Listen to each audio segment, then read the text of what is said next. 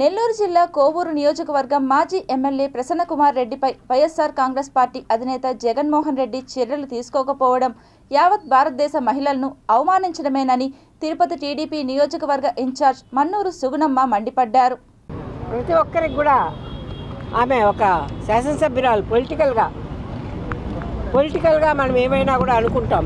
ఎలక్షన్స్లో కూడా నువ్వు పొలిటికల్గా ఏదైనా తప్పు జరిగింటే నీకు హక్కు ఉంది. కానీ ఆమె వ్యక్తిగత జీవితం మీద ఏదైతే దేవుడు మన తలరాత రాశాడో ఆ తలరాత ప్రకారం ఆమె మరి ఈరోజు జీవిస్తుంటే దాన్ని కూడా మీరు ఈ రోజున ఒక తప్పుగా